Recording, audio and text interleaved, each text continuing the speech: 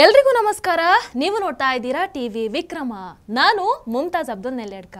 ನೀವಿನ್ನೂ TV ವಿಕ್ರಮವನ್ನು subscribe ಮಾಡದೇ ಇದ್ದಲ್ಲಿ ದಯವಿಟ್ಟು ಈ ಕೂಡಲೇ ಟಿವಿ ವಿಕ್ರಮವನ್ನು ಸಬ್ಸ್ಕ್ರೈಬ್ ಮಾಡಿ, ಹಾಗೆ ನಮ್ಮ ಎಲ್ಲ ವಿಡಿಯೋಸ್ಗಳನ್ನು ಲೈಕ್ ಮಾಡಿ, ಕಮೆಂಟ್ ಮಾಡಿ, ಹಾಗೆ ಶೇರ್ ಮಾಡಿ. ವೀಕ್ಷಕರೇ, ನಿಮ್ಮಲ್ಲಿ ಯಾರೆಲ್ಲ ಸೋಷಿಯಲ್ ಮೀಡಿಯಾದಲ್ಲಿ ಇದ್ದೀರಿ? ಫೇಸ್ಬುಕ್, ಟ್ವಿಟರ್, ಇನ್ಸ್ಟಾಗ್ರಾಮ್ ಇದಿಷ್ಟರಲ್ಲಿ ಯಾವುದರಲ್ಲಿ ನೀವು ಆಕ್ಟಿವ್ ಇದ್ರೂ ಕೂಡ ಕಳೆದ 24 ಗಂಟೆಗಳಲ್ಲಿ ಕನಿಷ್ಠ 100ಕ್ಕೂ ಹೆಚ್ಚು ಬಾರಿ ಈ ಚಿತ್ರವನ್ನು ಖಂಡಿತವಾಗ್ಲೂ ನೋಡಿರ್ತೀರಾ. ಎಸ್, ಇದೆ ಆಲ್ ಐಸ್ ಆನ್ ರಾಫಾ. ದೊಡ್ಡ ದೊಡ್ಡ ಸೆಲೆಬ್ರಿಟಿಗಳ ಪೋಸ್ಟ್, ಸ್ಟೋರೀಸ್, ಟ್ವೀಟ್ ಎಲ್ಲಿ ನೋಡಿದ್ರು ಕೂಡ all ice on Rafah, all ice on Rafah. ಹಾಗಾದ್ರೆ ಏನಿದು ರಾಫಾ? ಯಾಕೆ ಎಲ್ಲರ ಕಣ್ಣು ಕೂಡ ರಾಫಾ ಮೇಲೆ ಇದೆ? ಹಾಗಾದ್ರೆ ಏನು ಕಥೆ ಇದು? ಈ ಹೊಸ ಟೂಲ್ ಕಿಟ್ ಪ್ರೊಪಗ್ಯಾಂಡಾ ಪೋಸ್ಟ್ ಬಗ್ಗೆ, ಇದರ ಹಿಂದಿರುವಂತಹ ಅಜೆಂಡಾ ಬಗ್ಗೆ ಹೇಳೋದಕ್ಕೂ ಮೊದಲು ರಾಫಾ ಅಂದ್ರೆ ಏನು, ಇದರ ಅಸಲಿ ವಿಚಾರ ಏನು ಅಂತ ಹೇಳಿಬಿಡ್ತೀನಿ. ಮೊನ್ನೆ ಮೇ 28ನೇ ತಾರೀಕು ಇಸ್ರೇಲಿ ಸೇನೆ ಇಸ್ರೇಲ್ ಪ್ಯಾಲೆಸ್ತೈನ್ ನಡುವಿನ ಗಾಜಾ ಪಟ್ಟಿಯ ಬಳಿ ಇರುವಂತಹ ರಾಫಾ ಅನ್ನುವಂತಹ ಪ್ರದೇಶದ ಮೇಲೆ ವೈಮಾನಿಕ ದಾಳಿಯನ್ನ ಮಾಡುತ್ತೆ.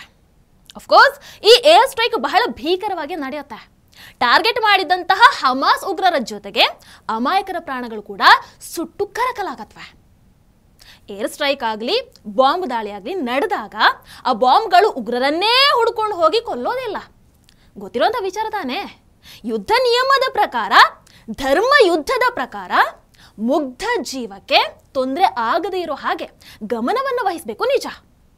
ಆದರೆ ದೇಶಗಳ ನಡುವೆ ಯುದ್ಧ ಅಂತ ಅಂದಮೇಲೆ ಅಮಾಯಕರು ಕೂಡ ಬಲಿ ಆಗುವಂಥದ್ದು ತುಂಬಾ ಸಹಜ ಅಲ್ವಾ? ಅಫ್ಕೋರ್ಸ್ ಇಸ್ರೇಲ್ ಅಧ್ಯಕ್ಷ ನೆತನ್ಯಾಹು ಅವರು ಕೂಡ ಈ ದಾಳಿಯಲ್ಲಿ ಅಮಾಯಕರು ಬಲಿ ಆಗಿರುವಂಥದ್ದಕ್ಕೆ ಅತೀವ ವಿಷಾದವನ್ನ ವ್ಯಕ್ತಪಡಿಸಿದ್ದಾರೆ. ದಾಳಿಯಲ್ಲಿ ಸಣ್ಣ ತಪ್ಪಾಗಿರುವಂಥದ್ದನ್ನು ಕೂಡ ಅವರೇ ಒಪ್ಕೊಂಡಿದ್ದಾರೆ. ಅಂದ ಹಾಗೆ ಇಲ್ಲಿ ಹಾನಿ ಆಗಿರುವಂಥದ್ದು ಒಟ್ಟು 45 ಜೀವಗಳಿಗೆ. ಅದರಲ್ಲಿ ಮಕ್ಕಳು, ಅಮಾಯಕರು ಎಲ್ಲರೂ ಕೂಡ ಸೇರಿದ್ದಾರೆ. ಜೊತೆಗೆ ಉಗ್ರರು ಕೂಡ ಇದ್ದಾರೆ. ಎಸ್, ಈ ಘಟನೆ ನಡೀತಾ ಇದ್ದ ಹಾಗೇನೆ ಜಗತ್ತಿನಾದ್ಯಂತ ಮುಸ್ಲಿಂ ಪರ ಟೂಲ್ ಕಿಟ್ಗಳು ಓಪನ್ ಆಗೇ ಬಿಟ್ಟು ನೋಡಿ. ಇವರ ನೆಟ್ವರ್ಕ್ ಹೇಗಿದೆ ನೀವೇ ಒಂದ್ ಬಾರಿ ನೋಡಿ. ಜಸ್ಟ್ ಒಂದು ದಿನ ಕಳೆಯೋದ್ರ ಒಳಗೆ ಈ ಆಲ್ ಐಸ್ ಆನ್ ರಾಫಾ ಅನ್ನುವಂಥ ಒಂದೇ ಒಂದು ಚಿತ್ರ, ಅದೇ ರೀತಿ ಸಂತಾಪ ಪತ್ರಗಳು ಯಾವ ಪರಿ ವೈರಲ್ ಆಗುತ್ತೆ ಅಂತ ಹೇಳಿದ್ರೆ, ಕೇವಲ ಇನ್ಸ್ಟಾಗ್ರಾಮ್ ಒಂದರಲ್ಲಿ 29 ಮಿಲಿಯನ್ ಶೇರ್ ಆಗತ್ತೆ. ಎಷ್ಟು? 2,90,00,000 ಶೇರ್. ಹೇಗಿದೆ ನೋಡಿ ಇವರ ನೆಟ್ವರ್ಕ್. ಒಂದು ಕಡೆ ಭಾರತ ವಿರೋಧಿ ಮನಸ್ಥಿತಿ, ಅದರ ಜೊತೆಗೆ ಕೇಳಿದಷ್ಟು ಪೇಮೆಂಟ್. ಇವೆರಡೂ ಇದ್ದವರಿಗೆ ಪೋಸ್ಟ್ ಅನ್ನು ಶೇರ್ ಮಾಡುವಂಥದ್ದು ಕಷ್ಟ ಇದೆಯಾ? ಇಲ್ಲ ತಾನೇ.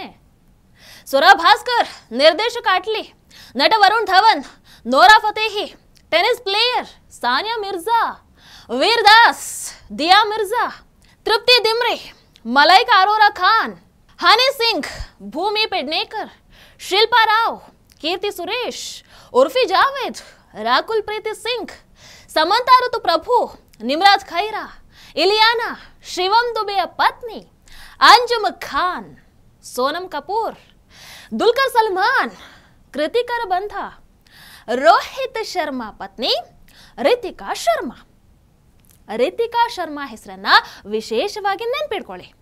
ಟೂಲ್ ಕಿಟ್ಗೆ ಸಂಬಂಧಪಟ್ಟ ಹಾಗೆ ಈ ಹೆಸರನ್ನ ಆಮೇಲೆ ಮತ್ತೆ ಪ್ರಸ್ತಾಪ ಮಾಡುವಂತಹ ಸಂದರ್ಭ ಬರುತ್ತೆ. ಓಕೆ, ಇಲ್ಲಿಷ್ಟಿನ್ನೂ ಮುಗದಿಲ್ಲ, ಬಹುಶಃ ಮುಗಿಯೋದು ಇಲ್ಲ ಬಿಡಿ.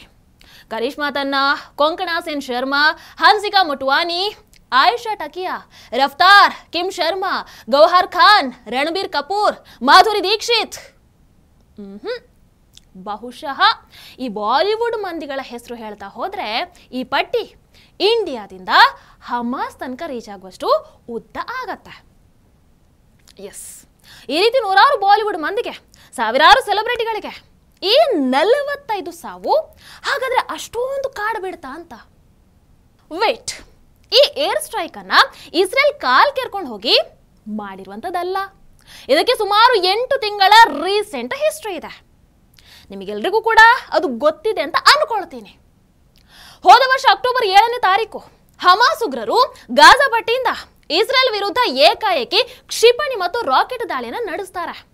ಮ್ಯೂಸಿಕ್ ಕಾರ್ಯಕ್ರಮದಲ್ಲಿ ಸೇರಿದಂತಹ 300ಕ್ಕೂ ಹೆಚ್ಚು ಮಂದಿ ಇಸ್ರೇಲಿಗರ ಪ್ರಾಣ ಎಗರಿ ಹೋಗುತ್ತೆ. ಪ್ಯಾಲೆಸ್ತೀನ್ನಲ್ಲಿರುವಂತಹ ಉಗ್ರರು, ಅದೇ ರೀತಿ ಹಮಾಸ್ ಉಗ್ರರು ಸೇರ್ಕೊಂಡು ಮಾಡಿದಂತಹ ಈ ದಾಳಿಗೆ ಅವರ ಪ್ರಕಾರ ಅವರದ್ದೇ ಕಾರಣ ಇತ್ತು ಬಿಡಿ. ಇದು ಅವರ ಪ್ರಕಾರ ಸ್ವಾತಂತ್ರ್ಯ ಹೋರಾಟ, ತಮ್ಮ ನೆಲವನ್ನ ಬಿಡಿಸ್ಕೊಳ್ಳೋದಕ್ಕೋಸ್ಕರ ಮಾಡಿದಂತಹ ದಾಳಿ. ವೀಕ್ಷಕರೇ, ಅವತ್ತು ಹೋಗಿದ್ದು ಅಮಾಯಕರ ಪ್ರಾಣ ಅಲ್ವಾ? ಅವತ್ತು 38 ಮಕ್ಕಳ ಪ್ರಾಣ ಪಕ್ಷಿ ಹಾರಿ ಹೋಗುತ್ತೆ, 71 ವಿದೇಶಿ ಅಮಾಯಕರು ಸಾಯ್ತಾರೆ.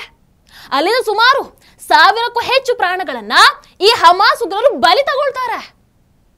ಆದರೆ ಒಬ್ಬ ಬಾಲಿವುಡ್ ಸೆಲೆಬ್ರಿಟಿ ಆಗ all ice on Israel, all ice on tell Aviv ಹೀಗೆ ಪೋಸ್ಟ್ ಅನ್ನ ಹಾಕಿದ್ರ? ಇಸ್ರೇಲ್ ಅಲ್ಲಿ ಅಮಾಯಕರ ಪ್ರಾಣ ಹೋದಾಗ ಕಂಬನಿ ಮಿಡ್ದಿದ್ರ? ಇಲ್ಲವಲ್ಲ. ಹಮಾಸ್ ಅಥವಾ ಪ್ಯಾಲೆಸ್ತೀನ್ಗೆ ದಾಳಿಯನ್ನು ನಿಲ್ಲಿಸಿ ಅಂತ ರಿಕ್ವೆಸ್ಟ್ ಮಾಡಿದ್ರ? ನೋ. ಕರುಳು ಕಿತ್ತೋಗೋ ಥರ ಕವನವನ್ನ ಬರದ್ರ ಅಥವಾ ಫೋಟೋಸ್ ಅನ್ನ ಹಂಚ್ಕೊಂಡ್ರ? The answer is no no no. ಆಗ ಇವರಿಗೆಲ್ಲ ಗಾಢ ನಿದ್ರೆ. ಈಗ ಹಮಾಸ್ ಕಥೆ ಬಿಡಿ, ಇವರಿಗೆ ಮಣಿಪುರದ ಬಗ್ಗೆ ಸಾಲು ಸಾಲು ಪೋಸ್ಟ್ ಹಾಕೋದಕ್ಕೆ ಸಾಧ್ಯ ಆಗತ್ತೆ. ಸಂದೇಶ್ ಖಾಲಿ ಬಗ್ಗೆ ಯಾವತ್ತಾದ್ರೂ ಧ್ವನಿಯನ್ನು ಎತ್ತಿದ್ರ? ಇಲ್ಲಲ್ವಾ. ಜಸ್ಟ್ ಸೆಲೆಕ್ಟಿವ್ ಪ್ರತಿಭಟನೆ, ಸೆಲೆಕ್ಟಿವ್ ಸಂತಾಪ, ಸೆಲೆಕ್ಟಿವ್ ಟೀಕೆ. Not just selective, sponsored response ಅಂತ ಕೂಡ ಇದನ್ನು ಕರೀಲೇಬೇಕು. ಅಂದ್ರೆ ಪ್ರಾಯೋಜಿತ ಪ್ರತಿಕ್ರಿಯೆಗಳು. ಇನ್ಫ್ಯಾಕ್ಟ್ ಫಸ್ಟ್ ಡೇ ಈ ಫೋಟೋವನ್ನು ನೋಡಿದಾಗ ಇದು tennis player Rafael Nadal retire ಆಗ್ತಾ ಇರುವಂಥದ್ದಕ್ಕೆ ಟ್ರೆಂಡ್ ಆಗ್ತಾ ಇರುವಂಥ ಪೋಸ್ಟ್ ಅಂತ ಇಗ್ನೋರ್ ಮಾಡಿಬಿಟ್ಟಿದೆ. ನಂತರನೇ ಗೊತ್ತಾಗಿತ್ತು ಇದು ರಫೇಲ್ ನಡಾಲ್ ವಿಚಾರ ಅಲ್ಲ, ಇದು ರಾಫಾ ವಿಚಾರ ಅಂತ. ವೀಕ್ಷಕರೇ, ಯುದ್ಧ ಯಾರಿಗೂ ಕೂಡ ಇಷ್ಟ ಇಲ್ಲ, ಇಸ್ರೇಲ್ಗೂ ಕೂಡ ಯುದ್ಧ ಬೇಕಾಗಿರಲಿಲ್ಲ. ಆದರೆ ತಾನಾಯ್ತು ತನ್ನ ಪಾಡಾಯ್ತು ಅಂತ ಇದ್ದಂಥ ಇಸ್ರೇಲ್ ವಿರುದ್ಧ, ಜಗತ್ತಲ್ಲಿರುವಂಥ ಏಕೈಕ ಯಹೂದಿ ದೇಶದ ವಿರುದ್ಧ, ಸ್ವತಂತ್ರವಾಗಿ ಅಭಿವೃದ್ಧಿ ಹೊಂದಿದಂಥ ದೇಶ ಇಸ್ರೇಲ್ ವಿರುದ್ಧ 100 ವರ್ಷಗಳ ಹೋರಾಟದ ನಂತರ ಮರು ನಿರ್ಮಾಣಗೊಂಡು ಅಭಿವೃದ್ಧಿ ಹೊಂದಿದಂಥ ಇಸ್ರೇಲ್ ವಿರುದ್ಧ ಯುದ್ಧವನ್ನ ಸಾರಿದವರು ಯಾರು? ಅದು ಒಂದು ಭೂಮಿಯನ್ನು ವಶಪಡಿಸಿಕೊಂಡು ಮುಸ್ಲಿಂ ಸಾಮ್ರಾಜ್ಯದ ವಿಸ್ತರಣೆಯನ್ನ ಮಾಡ್ಕೊಂಡು ಬಿಡೋಣ ಅಂತ ಹೊಂಚು ಹಾಕ್ತಾ ಇರೋದು ಯಾರು? ಇದಕ್ಕೆ ತಿರುಗೇಟನ್ನು ಕೊಟ್ಟಿದ್ದು ತಪ್ಪ ಹಾಗಾದ್ರೆ?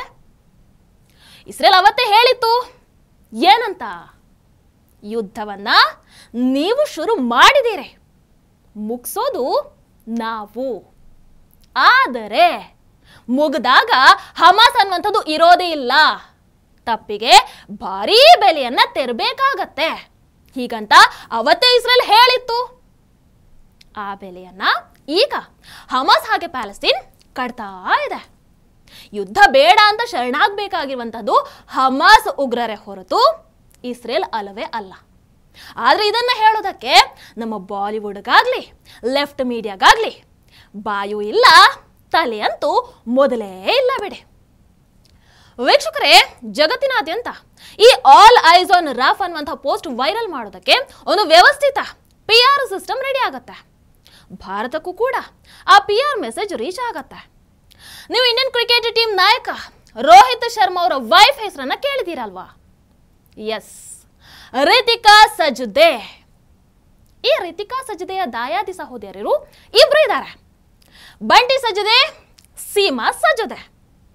ಈ Bunty Sajdeh Cornerstone sports and entertainment ಅನ್ನುವಂತಹ PR ಏಜೆನ್ಸಿಯನ್ನ ರನ್ ಮಾಡ್ತಾ ಇದ್ದಾಳೆ. ಸುಮಾರು 250ಕ್ಕೂ ಹೆಚ್ಚು ಕ್ರೀಡಾಪಟುಗಳು, ಅದೇ ರೀತಿ ಸಿನಿಮಾ ಸೆಲೆಬ್ರಿಟಿಗಳ PR ಸರ್ವಿಸ್ ಈಕೆನೆ ಮಾಡ್ತಾ ಇರುವಂಥದ್ದು.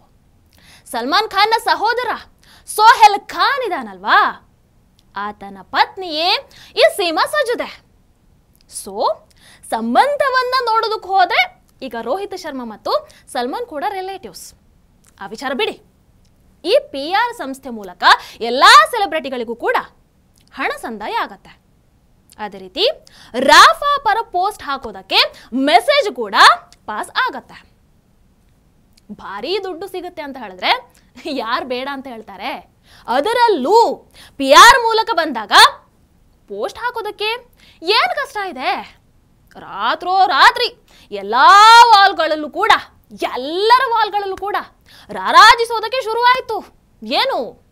All ice on Rafah. AI ಮೂಲಕ ರೆಡಿ ಮಾಡಿರುವಂತಹ ಒಂದು ಹೃದಯ ವಿದ್ರಾವಕ ಚಿತ್ರ.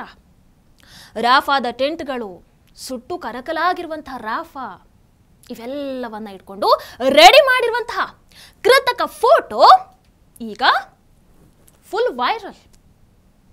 ಏನ್ ಹೇಳೋಣ ಇದಕ್ಕೆ? ಶೇಮ್ ಆಗಬೇಕು ಈ ಸೆಲೆಬ್ರಿಟಿಗಳಿಗೆ. ಕರ್ನಾಟಕ ರಾಜ್ಯದಲ್ಲಿ ನೇಹಾ ಹತ್ಯೆ ಆದಾಗ ಇವರಿಗೆ ಮನಸ್ಸು ಮಿಡಿಯೋದೇ ಇಲ್ಲ. ಜಿಹಾದಿ ಹತ್ಯೆಗಳಾದ್ರೆ ಇವ್ರಿಗೆ ಗೊತ್ತೇ ಆಗಲ್ಲ ರೀ.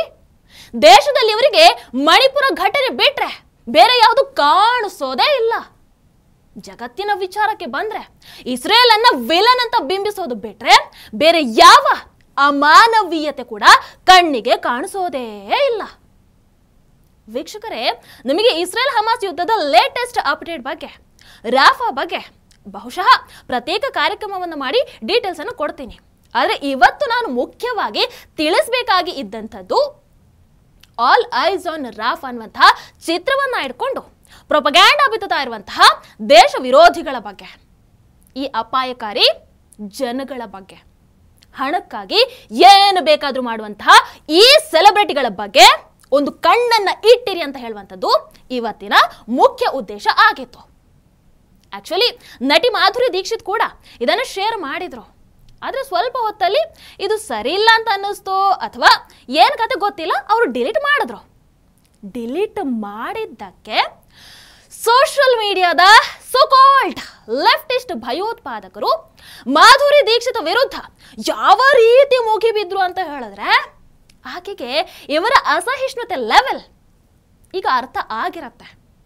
ಅಷ್ಟೇ ಅಲ್ಲ, ತಾನು ಡಿಲೀಟ್ ಮಾಡಿದ್ದೇ ಸರಿ ಅಂತ ಕೂಡ ಈಗ ಅವರಿಗೆ ಖಂಡಿತವಾಗ್ಲೂ ಅರ್ಥ ಆಗಿರತ್ತೆ.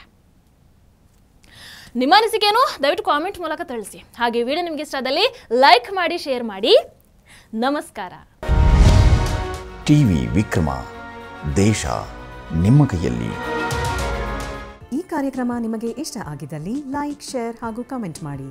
ಟಿವಿ ವಿಕ್ರಮದ ಕಾರ್ಯಕ್ರಮಗಳನ್ನು ನಿರಂತರವಾಗಿ ವೀಕ್ಷಿಸಲು ಸಬ್ಸ್ಕ್ರೈಬ್ ಮಾಡಿ, ಬೆಲ್ ಐಕನ್ ಒತ್ತಿ.